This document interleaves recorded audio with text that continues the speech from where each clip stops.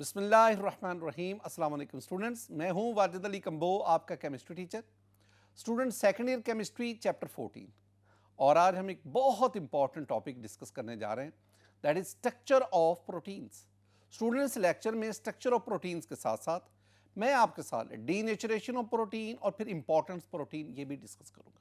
तो आगाज हम करते हैं स्ट्रक्चर्स ऑफ प्रोटीन्स।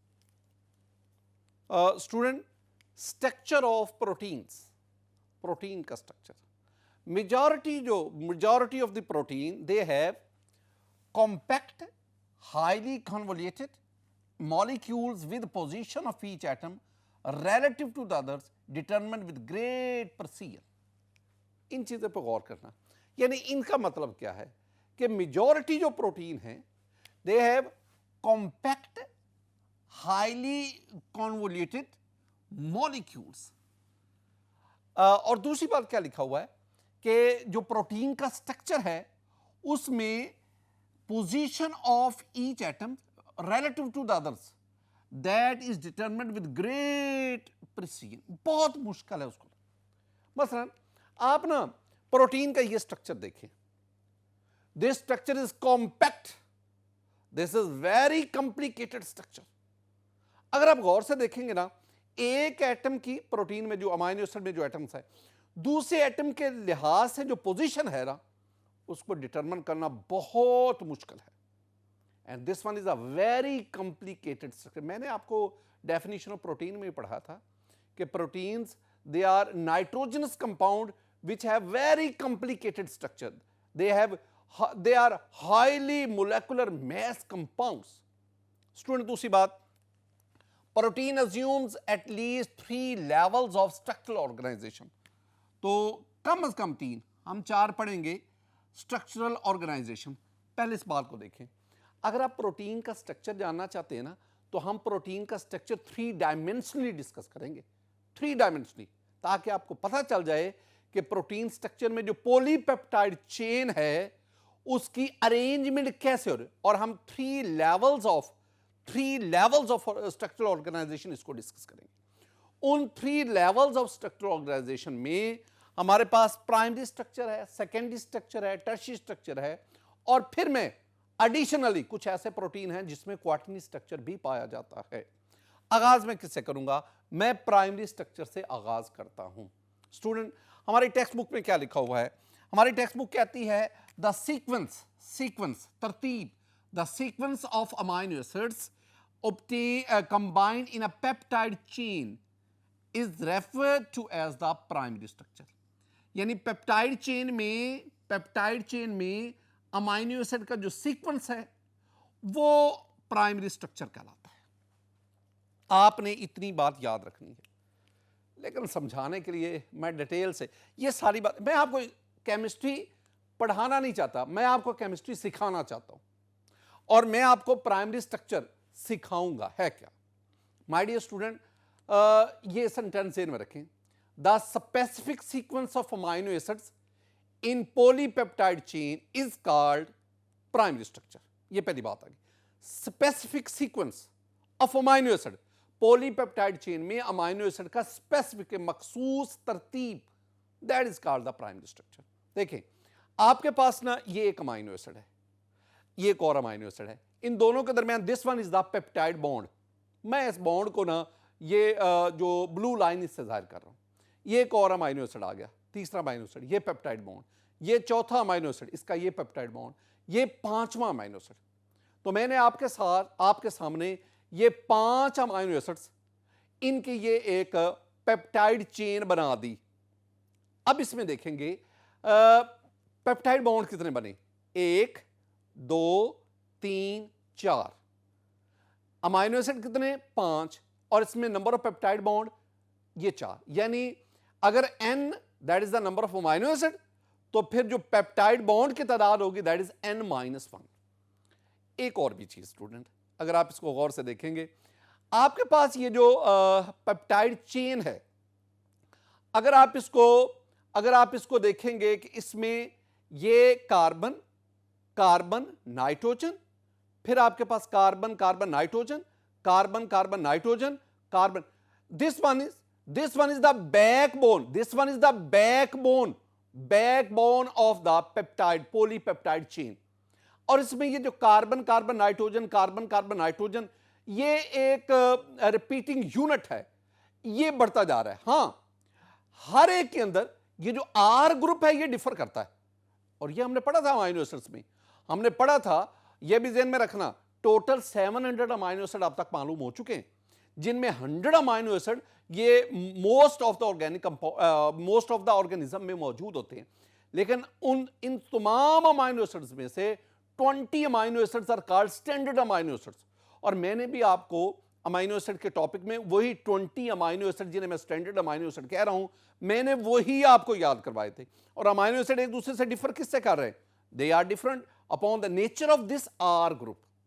तो आर ग्रुप डिफर करने से आपके पास इसका मतलब है ये आपके पास एक पेप्टाइड चेन है, ये 5 अमाइनो एसिड पर मुश्तमिल है, इसमें पेप्टाइड बॉन्ड का जिक्र हो गया, और इसमें मैंने इसकी बात कर दी।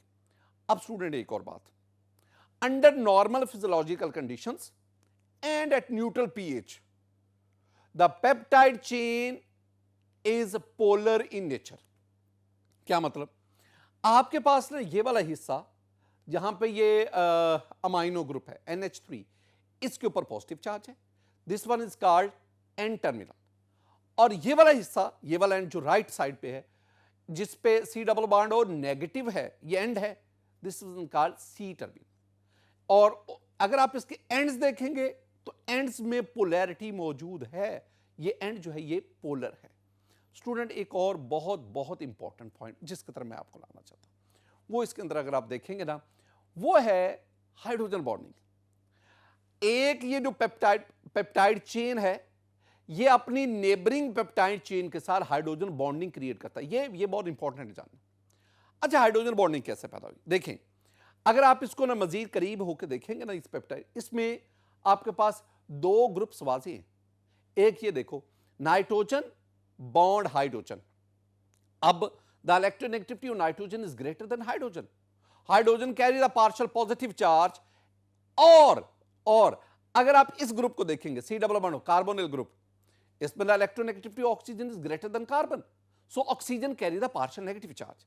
अब इसका मतलब ये हुआ कि ये जो नाइट्रोजन के ऊपर हाइड्रोजन लगा हुआ है जिस पे पार्शियल पॉजिटिव चार्ज है, अगर इस हाइड्रोजन के करीब किसी और चेन का कार्बोनिल का ऑक्सीजन आएगा तो ये हाइड्रोजन उस ऑक्सीजन के साथ हाइड्रोजन बॉन्डिंग क्रिएट करेगा। बिल्कुल इसी तरह ये जो कार्बोनिल ग्रुप था इसी अमाइनो इस रेजिड्यू का, इस पे ऑक्सीजन पे नेगेटिव चार्ज है। अब इस नेगेटिव चार्ज की वजह से अगर किसी और पेप्टाइड चेन का H पॉजिटिव करीब आएगा तो ये उसके साथ क्या क्रिएट करेगा? हाइड्रोजन बॉन्डिंग क्रिएट करेगा। तो ये हाइड्रोजन बॉन्डिंग वाले ये ग्रुप्स मौजूद हैं इस पाइप, और ये नेबरिंग पेप्टाइड चेन के साथ हाइड्रोजन बॉन्डिंग क्रिएट करते हैं। एक और भी बात याद रखना, जब हम पेप्टाइड चेन के अंदर इस हिस्से को पढ़ते हैं ना, हम इसे अमाइनो एसिड नहीं कहते, this is called amino acid residue, this is called amino acid residue. अब एक और बहुत बहुत इंपॉर्टेंट पॉइंट लेके मैं आपको सेकेंडरी स्ट्रक्चर की तरफ ले जाऊंगा, लेकिन पहले याद रखना स्टूडेंट, मैं ना इस पेप्टाइड बॉन्ड के बारे में आपके साथ कुछ डिस्कशन करना चाहता हूं। ये पेप्टाइड बॉन्ड, अब जरा और से देखिए, ये जो नाइट्रोजन इसके ऊपर लोन पेयर है, ये नाइट्रोजन अपना लोन पेयर यहां शिफ्ट करेगा, अब यहां डबल बॉन्ड बन गया, अब ये कार्बन ऑक्सीजन, ये दोनों इलेक्ट्रॉन यहां ऑक्सीजन के ऊपर नेगेटिव चार्ज आ गया। अब क्या हुआ? मैं कह सकता हूं कि this peptide bond is resonance stabilised and it has the double bond character. This one is very important sentence. ये पेप्टाइड बॉन्ड रेजोनेंस स्टेबलाइज्ड है और जिसकी वजह से ये peptide bond double bond character रखता है। क्या फायदा इसके डबल बॉन्ड कैरेक्टर का? इसके रेजोनेंस स्टेबलाइज होने का फायदा, एक तो बात है कि डबल बॉन्ड की वजह से इट इंड्यूसेस द स्टेबिलिटी, ये ज्यादा स्टेबल हो गया, और दूसरी बात it makes the peptide bond planar. अब याद रखना, ये पेप्टाइड बॉन्ड के साथ जो भी एटम्स मौजूद हैं, ये तमाम एटम्स एक ही प्लेन में एग्जिस्ट करते हैं। मैं सिर्फ इतने हिस्से की बात कर रहा हूं, ये तमाम एटम्स एक ही प्लेन में एग्जिस्ट करते हैं। और साथ ही साथ एक और बात स्टूडेंट, डबल बॉन्ड की वजह से it prevents the rotation, it prevents the rotation in the peptide bond. अब इस डबल बॉन्ड करेक्टर की वजह से पेप्टाइड बॉन्ड में रोटेशन नहीं आती। मैंने पेप्टाइड बॉन्ड की रोटेशन की प्रिवेंशन की बात की है कि पेप्टाइड बॉन्ड में रोटेशन नहीं आती। मैंने ये नहीं कहा ये वाला बॉन्ड जो आ गया या ये जो बॉन्ड है ये बॉन्ड इजीली रोटेट कर सकते हैं। पेप्टाइड बॉन्ड में रोटेशन नहीं होती, लेकिन पेप्टाइड बॉन्ड के साथ जो आगे ये जो आपके पास बैकबोन चेन है, जो पेप्टाइड चेन है, इसमें बाकी जो बॉन्ड्स हैं, ये कार्बन कार्बन या carbon nitrogen bond, they can rotate. ये जो मैंने सारी बातें की थी ना, all these are about the primary structure of protein. और आपको ये सारी बातें आनी चाहिए, आप सिर्फ एक सेंटेंस पे इक्तफा ना करें। स्टूडेंट हम आगे बढ़ते हैं and we have the secondary structure.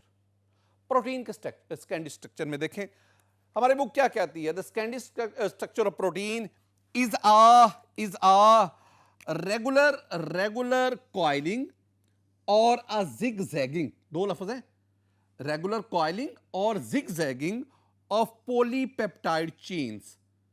ये रेगुलर कॉइलिंग और जिगजैगिंग इसको सपोर्ट कौन कर रहा है? Caused by H bonding between NH and C double bond O groups of amino acid near each other in the chain.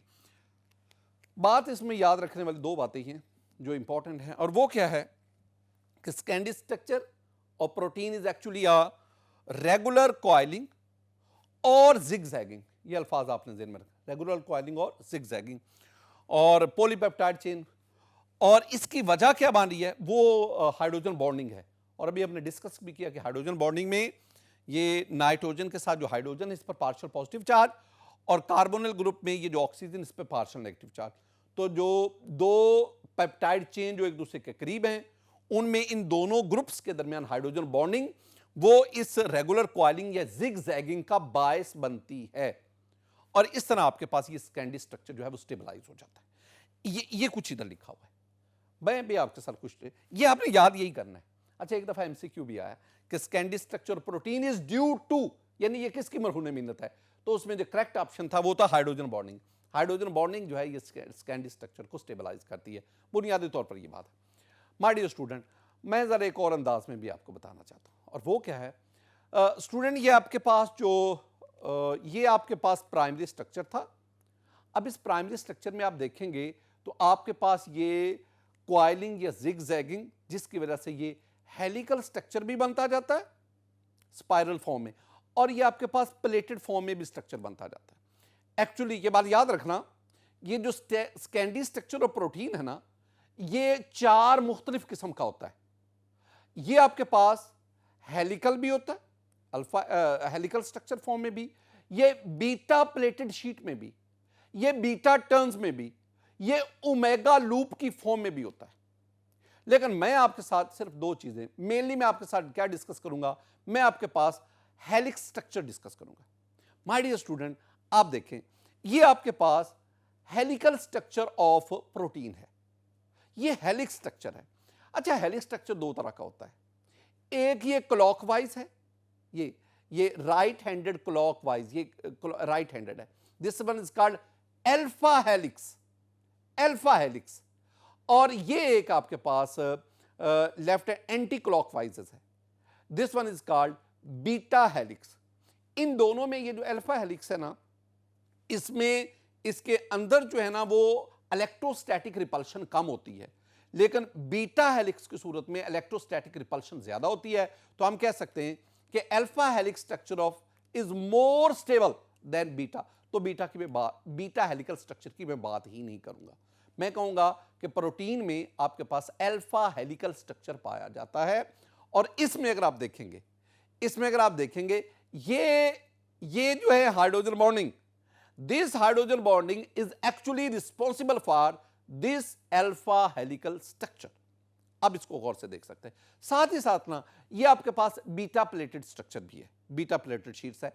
अगर आप इन sheets में भी देखेंगे ना, तो इन शीट्स में भी इनके दरमियान ये हाइड्रोजन बॉन्डिंग है, और ये हाइड्रोजन बॉन्डिंग ही स्ट्रक्चर को स्टेबलाइज कर सकती है। मैं आपको एक एग्जांपल देता हूं स्टूडेंट, आपने ना ये जो हमारे हेयर हैं, human hair, these hair are actually the protein. अब दो तरह के आप हेयर देखते हैं, एक कर्ली हेयर्स और एक straight hairs. These curly hairs are actually the alpha helical structure, और ये जो स्टेट हेयर्स है these are actually the beta pleated sheets. यहां पे भी आपको हेलिकल और बीटा प्लेटेड यानी स्कैंडी स्ट्रक्चर ऑफ प्रोटीन वो इनमें भी नजर आता है। ये कुछ बातें थी जो मैंने आपके साथ इसमें स्कैंडी स्ट्रक्चर ऑफ प्रोटीन इसमें डिस्कस। अब हम बढ़ते हैं, that is the tertiary structure of protein. Student अब हमारे पास है टर्शरी स्ट्रक्चर ऑफ प्रोटीन। पहले सेंटेंस देखें जो हमारी टेक्स्ट बुक में लिखा है। सेंटेंस है the three dimensional twisting and folding of the polypeptide chain results in the, यानी पॉलीपेप्टाइड चेन का ट्विस्ट करना, फोल्ड करना, that results in the tertiary structure protein. ये एक ना हमारी टेक्स्ट बुक में ये लाइन लिखी हुई है। दो अल्फाज ये आपने याद रखना है ना, एक तो ट्विस्टिंग है और दूसरा क्या, फोल्डिंग। तो पॉलीपेप्टाइड चेन का 3 डायमेंशनली ट्विस्ट कर जाना, फोल्डिंग उसकी होना, that is the tertiary structure. मैं कुछ और भी बातें आपको बताना चाहता हूँ, जरा गौर से देखें माय डियर स्टूडेंट। अगर आप देखेंगे तो हमारे पास ना अमाइनो एसिड जो हैं 20 अमाइनो एसिड्स, उनमें से कुछ अमाइनो एसिड जो है वो हाइड्रोफोबिक हैं, वाटर हीटिंग है, जिसमें जो नॉन पोलर साइड चेन होती है, और कुछ हाइड्रोफिलिक हैं यानी they have attraction for water. इसका मतलब है उसमें जो आपके पास आर ग्रुप है, जो आर चेन साइड चेन है, वो वाटर के साथ अट्रैक्शन क्रिएट करती है। 2 किस्म के अमाइनो एसिड आप पढ़ते हैं। अब देखें, जब आपके पास ये एक suppose this one is the polypeptide chain, जब आप इसको पानी में, आप ज़हन में रखना कि ऑर्गेनिजम्स में जो वाटर जो है ज्यादातर प्रोटीन एक्वस सॉल्यूशन में ही आपको मिलेगी। इसका मतलब है कि एक्वस मीडियम में प्रोटीन मिलेगी। तो डेफिनेटली अब मैं क्या कर रहा हूं, मैं ये पॉलीपेप्टाइड चेन लेकर इसको वाटर में ऐड करता हूं। तो देखें ये पॉलीपेप्टाइड चेन ट्विस्ट होती जा रही है, फोल्ड होती जा रही है।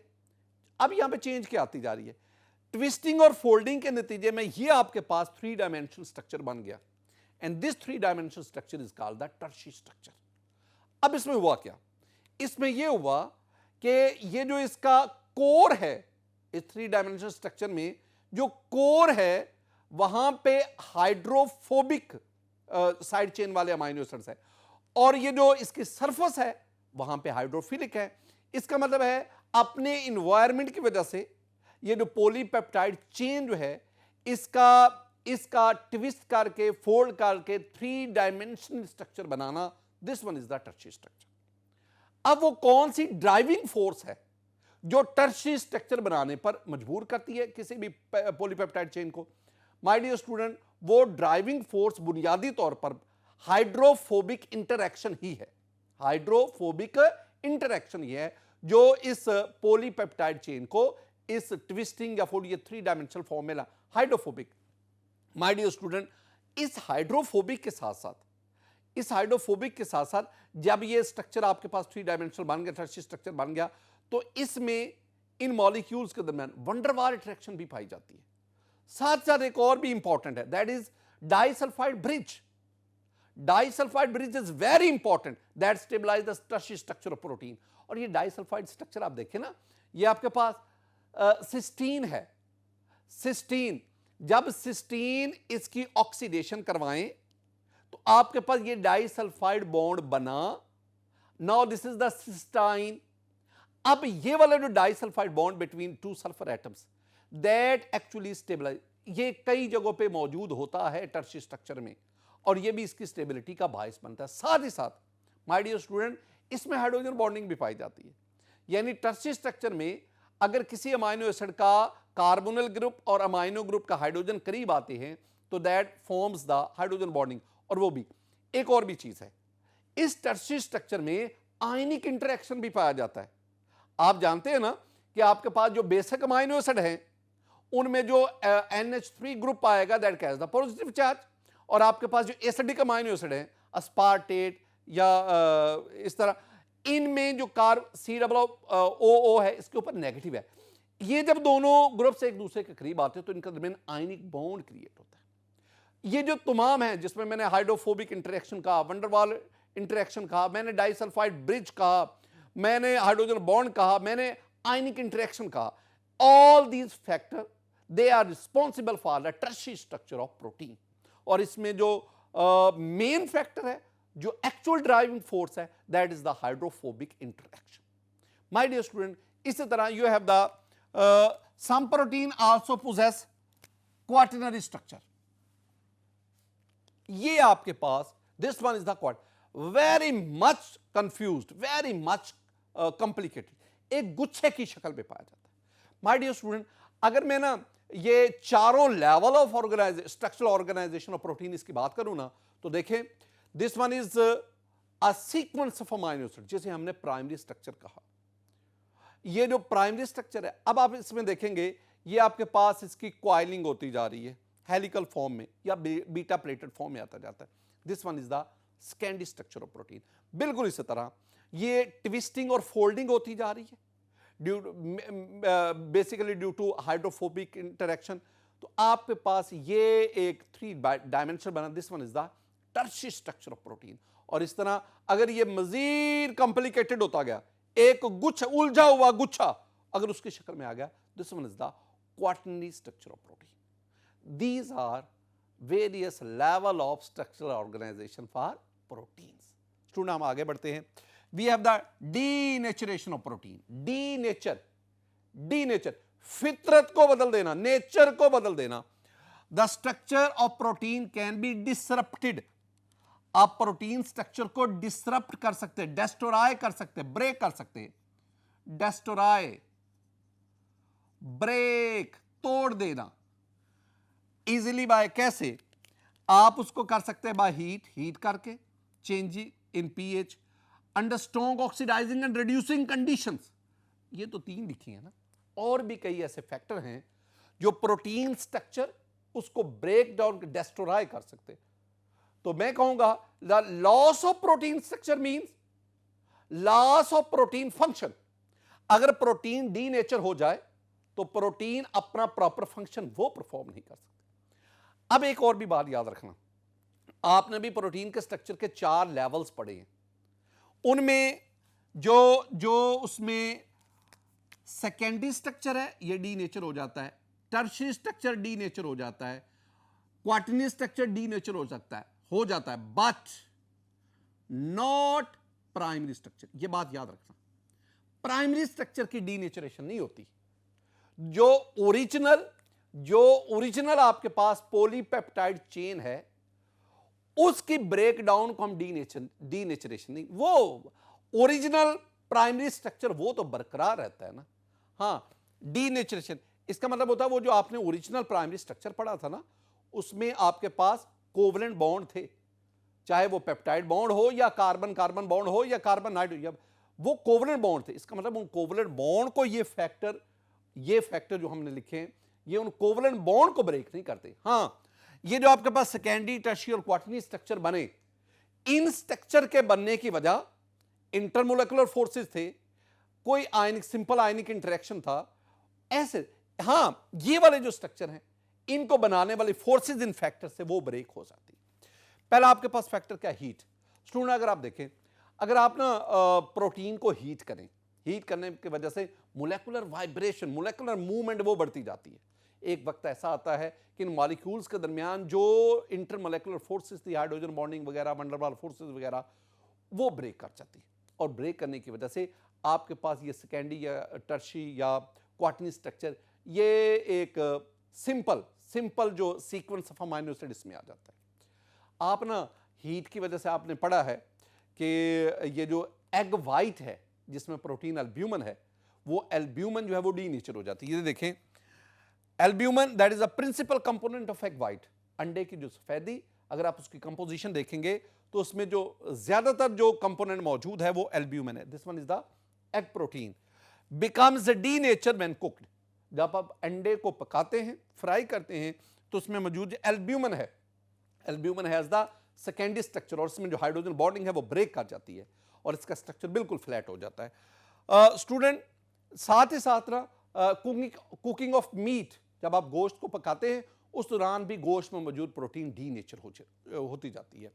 सिमिलरली ये जो स्टीरिलाइजिंग ऑफ द सर्जिकल इंस्ट्रूमेंट, उस दौरान भी उन पर मौजूद जो मुख्तलिफ प्रोटीन्स हैं जो ब्लड के अंदर मौजूद होती हैं, एक्चुअली आप उनको डीनेचर कर रहे होते हैं।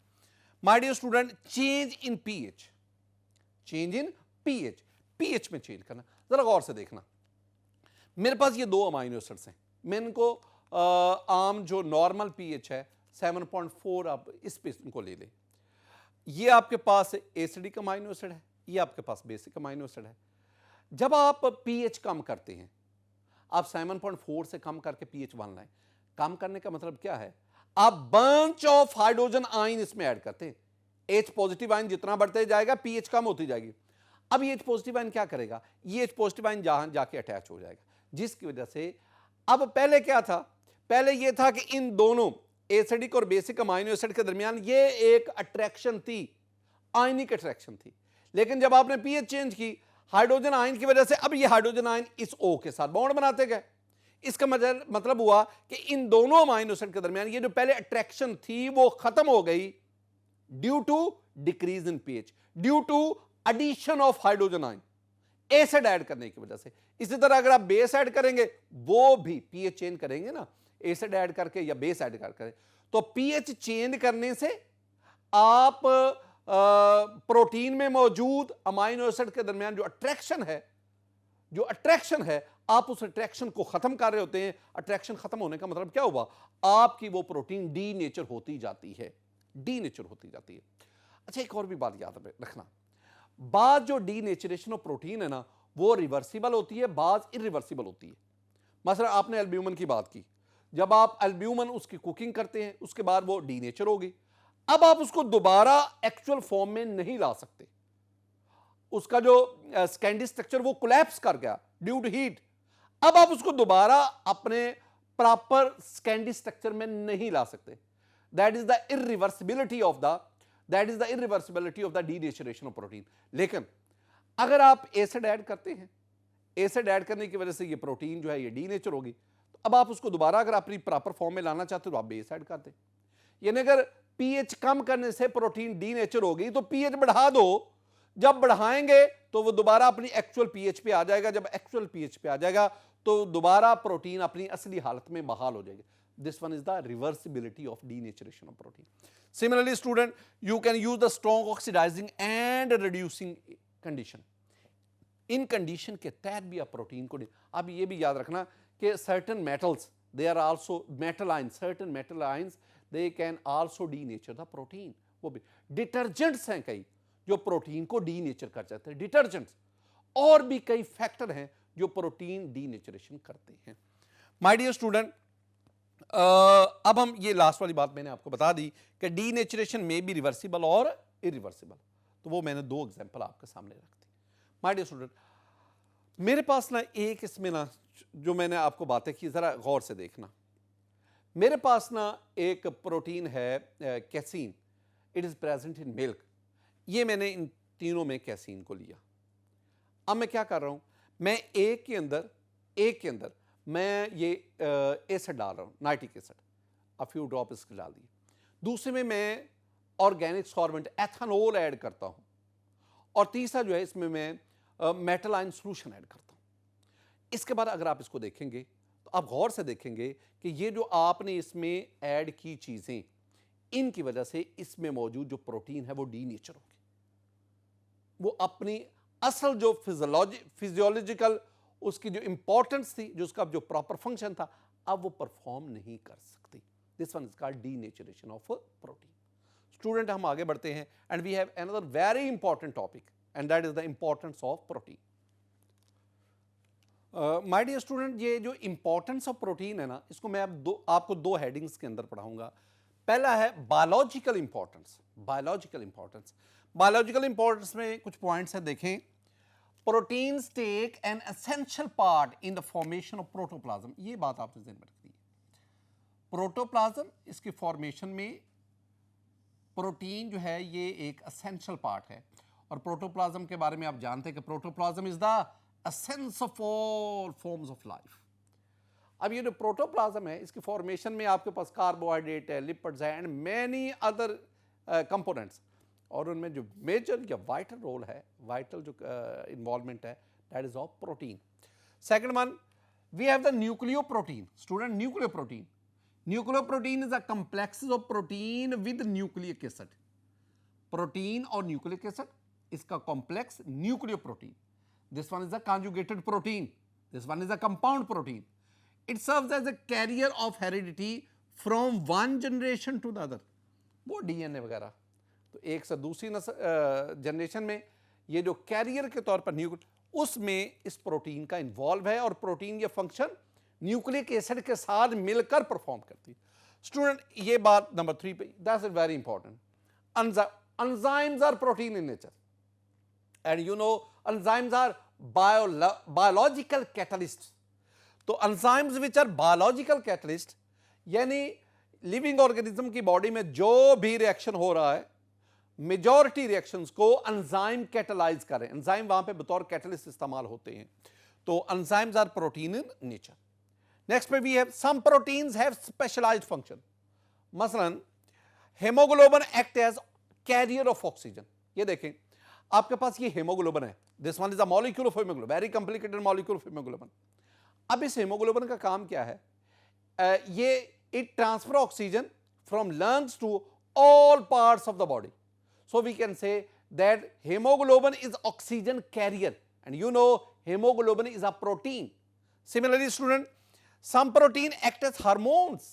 कुछ प्रोटीन बतौर हार्मोन, प्रोटीन एंजाइम के तौर पर भी काम करती हैं, और कुछ प्रोटीन हार्मोन्स के तौर पर विच हैव रेगुलेटरी फंक्शन. मसलन इंसुलिन, और मैं थायरॉक्सिन की बात करूंगा. Insulin, student, insulin is a protein. You can, this one is the structure and this one is the formula of insulin. अब इंसुलिन का काम क्या है? Insulin store and use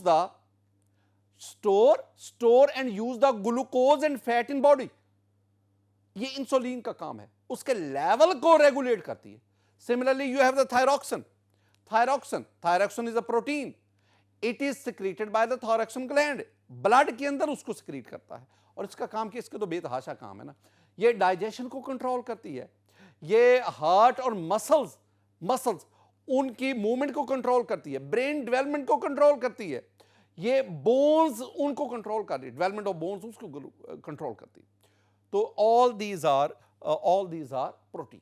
student, these are the biological function of protein. अब हम जाते हैं industrial function of protein, industrial importance of protein.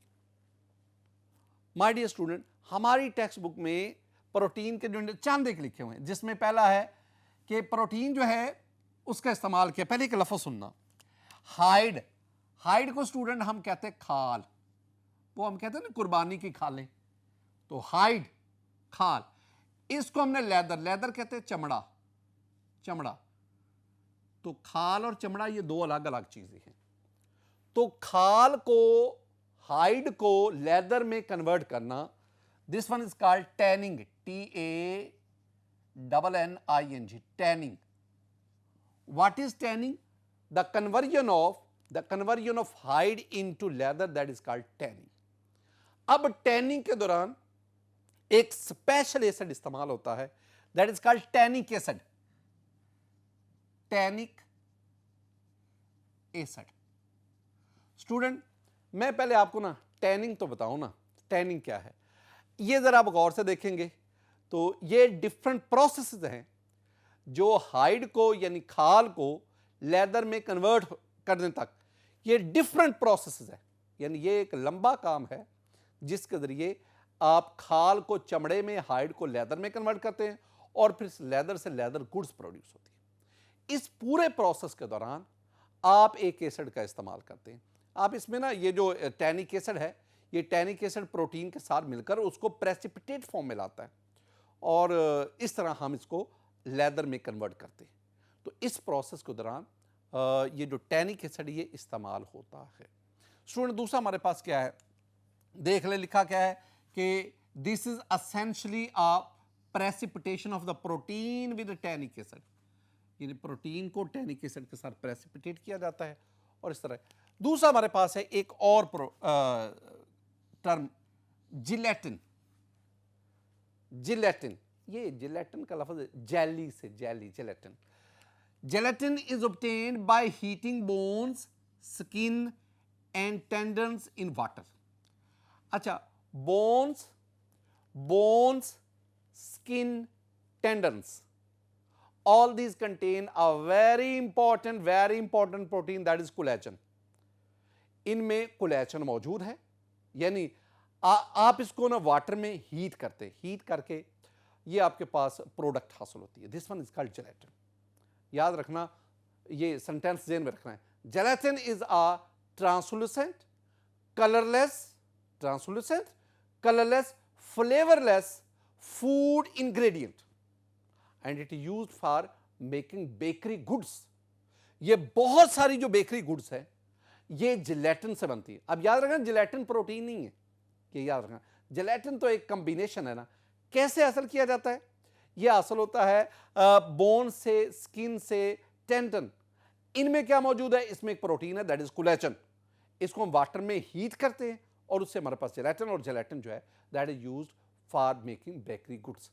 Student, we have this one is the protein, this one is casein. Casein, it is present in milk of mammals. Mammalian milk में ये casein मौजूद होती है, ये एक protein है। Casein is used in a manufacture of buttons and buckles. My dear student, ये buttons और बकल्स, इनको बनाने में कैसीन इस्तेमाल होती है।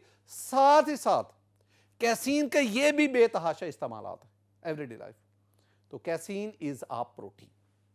माय डियर स्टूडेंट, आज के इस वेरी कॉम्प्रिहेंसिव लेक्चर में मैंने आपको structure of protein, that denaturation of protein और फिर इंपॉर्टेंस प्रोटीन की आपके साथ डिस्कस। मेरी दुआ है कि अल्लाह ताला आप पर अपना फजल फरमाए, अल्लाह ताला आप पर अपना करम फरमाए। अस्सलामु अलैकुम व रहमतुल्लाह।